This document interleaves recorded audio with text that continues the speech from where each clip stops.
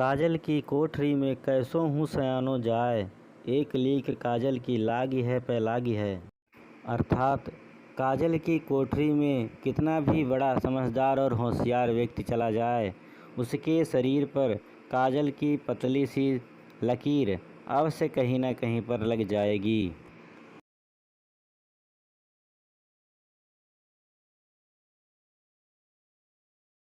आपका अगला गद्य खंड है चा। उनके लिए ना तो बड़े बड़े वीर अद्भुत कार्य कर गए हैं और ना बड़े बड़े ग्रंथकार ऐसे विचार छोड़ गए हैं जिनमें मनुष्य जाति के हृदय में सात्विकता की उमंगें उठती हैं। उनके लिए फूल पत्तियों में कोई सौंदर्य नहीं, झरनों के कलकल में मधुर संगीत नहीं, अनंत सागर तरंगों पर गंभीर रहस्यों का आभास नहीं। उनके भाग्य में सच्चे प्रयत्न और पुरुषार्थ का आनंद नहीं। उनके भाग्य में सच्ची प्रीति का सुख और कोमल हृदय की शांति नहीं। जिनकी आत्मा अपने इंद्रिय विषयों में लिप्त है, जिनका हृदय निशाचरों और कुत्सित विचारों से कलुषित है, ऐसे नशोन्मुखी प्राणियों को दिन दिन अंधकार में पतित होते देख कौन ऐसा होगा जो तरस न खाएगा।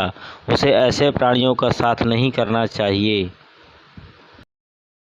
गद्य खंड से संबंधित पहला प्रश्न है, उपर्युक्त गद्यांश का संदर्भ लिखिए।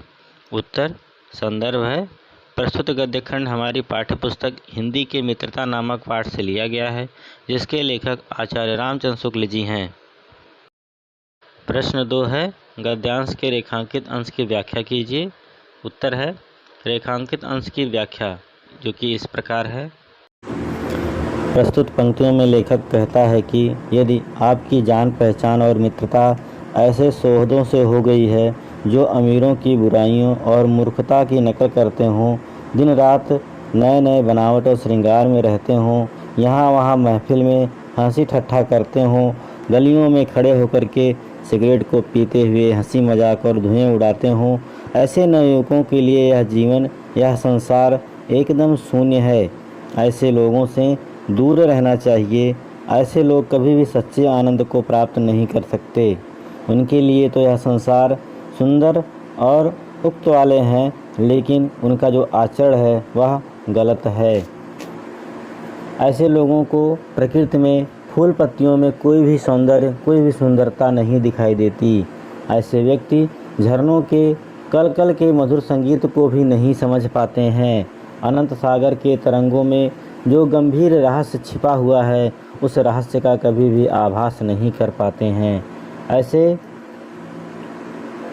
मनुष्यों के भाग्य में पुरुषार्थ का आनंद नहीं होता है। उनके भाग्य में ना तो सच्चे प्रेम का सुख होता है और ना ही कोमल हृदय की शांति मिलती है। ऐसे व्यक्तियों की आत्मा अपने इंद्रियों के वश में होती हैं और हमेशा वे विषय वासना में डूबे रहते हैं। जिनकी इंद्रियां अपने बस में नहीं होती, जो इंद्रियों के बस में होते हैं, उनका हृदय कुत्सित विचारों वाले, एकदम कलुषित विचारों वाले होते हैं।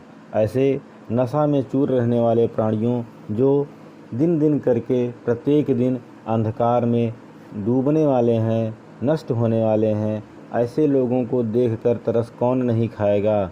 लेकिन ऐसे प्राणियों का साथ नहीं करना चाहिए। ऐसे प्राणियों से हमेशा, ऐसे मित्रों से हमेशा दूर रहना चाहिए। प्रश्न 3 का पहला प्रश्न है, हमें किस प्रकार के प्राणियों का साथ नहीं करना चाहिए। जिसका उत्तर होगा, हमें ऐसे प्राणियों का साथ नहीं करना चाहिए जिसका हृदय कुत्सित विचारों वाला हो, जिसके कर्म नीच और तुच्छ हों, जो दिन रात नशे में लिप्त रहता हो। अगला प्रश्न है, लेखक किस बात पर तरस खाने की बात कह रहा है। उत्तर है इसका, ऐसे मनुष्य जो अपने कुत्सित विचारों से और दिन रात नशे में चूर रहकर अपने जीवन को नष्ट कर रहे हैं, लेखक उन मनुष्यों पर तरस खाने की बात कर रहा है। अगला गद्य खंड है छा। कुसंग का ज्वर सबसे भयानक होता है। यह केवल नीति और सद्वृत्ति का ही नाश नहीं करता, बल्कि बुद्धि का भी क्षय करता है। किसी युवा पुरुष की संगति यदि बुरी होगी तो वह उसके पैरों में बंधी चक्की के समान होगी, जो उसे दिन दिन अवनति के गड्ढे में गिराती जाएगी, और यदि अच्छी होगी तो सहारा देने वाली सुदृढ़ बाहु के समान होगी, जो उसे निरंतर उन्नति की ओर उठाती जाएगी। इस गद्य खंड से संबंधित प्रथम प्रश्न है, उपरोक्त गद्यांश का संदर्भ लिखिए। संदर्भ इस प्रकार है। प्रस्तुत गद्य खंड हमारी पाठ्यपुस्तक हिंदी के मित्रता नामक पाठ से लिया गया है, जिसके लेखक श्री रामचंद्र शुक्ल जी हैं। प्रश्न 2 है, रेखांकित अंश की व्याख्या कीजिए। उत्तर, रेखांकित अंश की व्याख्या इस प्रकार है। जीवन में संगत के प्रभाव को सर्वाधिक महत्वपूर्ण मानते हुए आचार्य शुक्ल जी कहते हैं कि बुरे और दुष्ट लोगों की संगति एक भयानक ज्वर की तरह है। जिस प्रकार भयानक ज्वर शरीर की संपूर्ण शक्ति का छीण कर देता है, उसी प्रकार दुष्टों की संगत में पड़ा व्यक्ति अपनी बुद्धि, विवेक, सदाचार आदि को खो बैठता है। बुरी संगत के प्रभाव में पड़कर व्यक्ति अच्छे बुरे, उचित अनुचित का भी ज्ञान खो देता है। वस्तुतः जो लोग युवावस्था में बुरी संगत में पड़ जाते हैं, वे कभी उन्नति की ओर अग्रसर नहीं हो पाते। मानव जीवन में युवावस्था सर्वाधिक महत्वपूर्ण होती है, अतः इस समय बुद्धि और विवेक दोनों से कार्य करना आवश्यक है। बुरी संगति तो पत्थर की चक्की के समान होती है, जो पैरों में बंधने पर व्यक्ति को गतिहीन बना देती है तथा उसकी प्रगति के सभी मार्ग अवरुद्ध कर देती है, जिससे व्यक्ति का पतन होने लगता है और एक दिन वह पतन के गहरे गड्ढे में जा गिरता है। इसके विपरीत अच्छी संगत एक ऐसी बाँह के समान है, जो गिरे हुए को उठाती है तथा गिरते हुए को सहारा देती है। अर्थात सत्संगत मिल जाने पर बुरी संगत में पड़ा हुआ व्यक्ति भी उन्नति की ओर बढ़ जाता है। प्रश्न 3 है, कुसंग का क्या प्रभाव होता है अथवा कुसंग का प्रभाव व्यक्ति के जीवन पर किस प्रकार पड़ता है, अथवा युवा पुरुष की संगति यदि बुरी होगी तो उसका क्या परिणाम होगा। इस प्रश्न का उत्तर है, कुसंग का ज्वर सबसे भयानक होता है। कुसंग मनुष्य के विचारों को केवल कुत्सित ही नहीं बल्कि बुद्धि का भी क्षय करता है और निरंतर पतन की ओर ले जाती है। अगला प्रश्न है, कुसंग और अच्छी संगत में क्या अंतर है। उत्तर है, कुसंग अच्छे विचारों और बुद्धि को नष्ट करती है, जबकि अच्छी संगति मनुष्य को सहारा देती है और निरंतर उन्नति के रास्ते पर ले जाती है। आपका अगला गद्य खंड है, सावधान रहो, ऐसा ना हो कि पहले पहल तुम इसे एक बहुत सामान्य बात समझो और सोचो कि एक बार ऐसा हुआ फिर ऐसा ना होगा, अथवा तुम्हारे चरित्र बल का ऐसा प्रभाव पड़ेगा कि ऐसी बातें बकने वाले आगे चलकर आप सुधर जाएंगे। नहीं, ऐसा नहीं होगा। जब एक बार मनुष्य अपना पैर कीचड़ में डाल देता है, तब फिर यह नहीं देखता कि वह कहाँ और कैसी जगह पैर रखता है। धीरे धीरे उन बुरी बातों में अभ्यस्त होते होते तुम्हारी घृणा कम हो जाएगी। पीछे तुम्हें उनसे चिढ़ना मालूम होगी, क्योंकि तुम यह सोचने लगोगे कि चिढ़ने की बात ही क्या है। तुम्हारा विवेक कुंठित हो जाएगा और तुम्हें भले बुरे की पहचान न रह जाएगी। अंत में होते होते तुम भी बुराई के भक्त बन जाओगे। अतः हृदय को उज्ज्वल और निष्कलंक रखने का सबसे अच्छा उपाय यही है कि बुरी संगत की छूत से बचो। इस गद्य खंड का प्रथम प्रश्न है, उपरोक्त गद्यांश का संदर्भ लिखिए। संदर्भ है, प्रस्तुत गद्य खंड हमारी पाठ्यपुस्तक हिंदी के मित्रता नामक पाठ से लिया गया है, जिसके लेखक श्री रामचंद्र शुक्ल जी हैं। प्रसंग है, प्रस्तुत गद्य खंड में लेखक कहता है कि हमें बुरे और दुष्ट लोगों से बचकर रहना चाहिए, क्योंकि उन्हें खुद में कोई बुराई नज़र नहीं आती है। प्रश्न 2 है, रेखांकित अंश की व्याख्या कीजिए। रेखांकित अंश की व्याख्या इस प्रकार है। प्रस्तुत पंक्तियों के माध्यम से लेखक कहना चाहता है कि व्यक्ति को बुरे लोगों के साथ और उनकी फूहड़ तथा अश्लील बातों को हल्के में नहीं लेना चाहिए। हमें इसे एक सामान्य बात समझकर इसकी अनदेखी नहीं करनी चाहिए कि चलो उसने ये बात केवल हमें हंसाने के लिए ही तो कही होगी। हमें हमेशा इस बात से सावधान रहना चाहिए। हमें यह भी नहीं सोचना चाहिए कि चलो इस बार तो इसने ऐसी बातें की, आगे से वह ऐसा नहीं करेगा। हमें यह भी नहीं सोचना चाहिए कि यदि वह व्यक्ति ऐसे बातें करता भी है तो करे, इसका हम पर क्या फ़र्क पड़ता है। हमारा चरित्र तो पवित्र और उज्ज्वल है। जब हम इससे ऐसी बातें नहीं करेंगे तो वह अपने आप ही सुधर जाएगा और हमसे ऐसी बातें करना छोड़ देगा। लेखक कहता है कि ये तुम ऐसा सोचते हो तो यह बिल्कुल गलत है, क्योंकि ऐसा कभी भी नहीं होगा।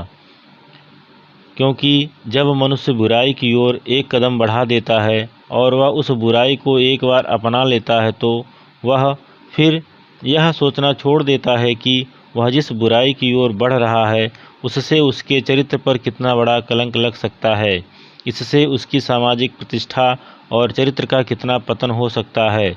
वह तो यह सोचने लगता है कि इस बुरे काम को एक बार करके भी उतना ही पाप लगेगा और मैं इसे 1000 बार करूं तब भी इतना ही पाप लगेगा। बस यह सोचकर बुराइयों में बुरी तरह लिप्त हो जाता है।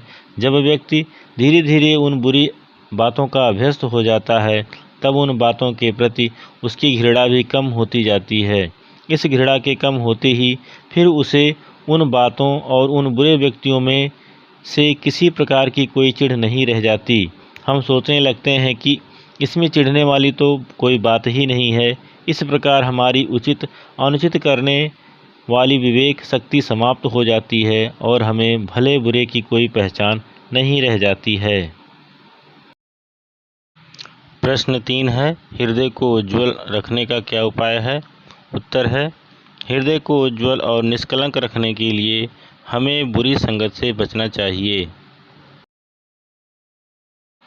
आपका अगला गद्य खंड है, बहुत से लोग ऐसे होते हैं जिनकी घड़ी भर के साथ से बुद्धि भ्रष्ट हो जाती है, क्योंकि उतने ही बीच में ऐसी ऐसी बातें कही जाती हैं जो कानों में ना पड़नी चाहिए।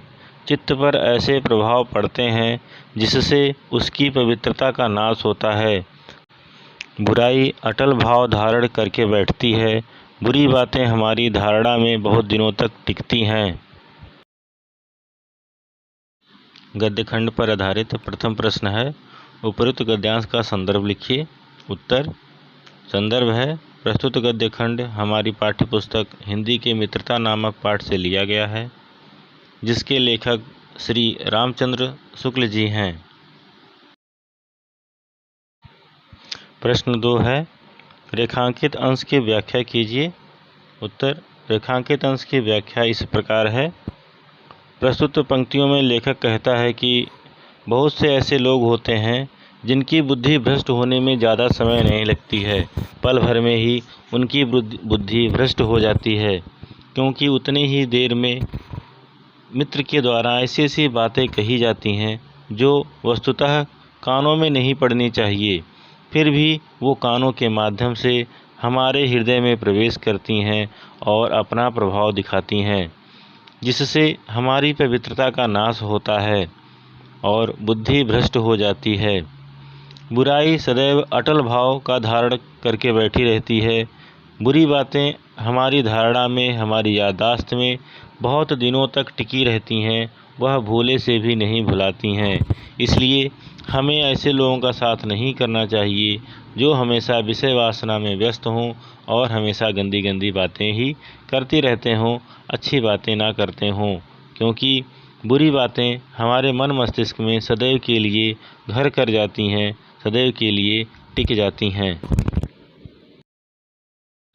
प्रश्न 3 है, बुराई की प्रकृति कैसी होती है? उत्तर है, बुराई अटल प्रकृति की होती है, जिसकी धारणा हमारे मन में बहुत दिनों तक बनी रहती है और पवित्रता का नाश करती है।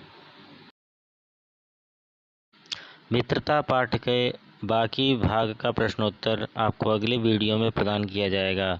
तब तक इस वीडियो को ध्यान से देखते रहिए और पढ़ते रहिए और बोर्ड के एग्ज़ाम की तैयारी करते रहिए। धन्यवाद।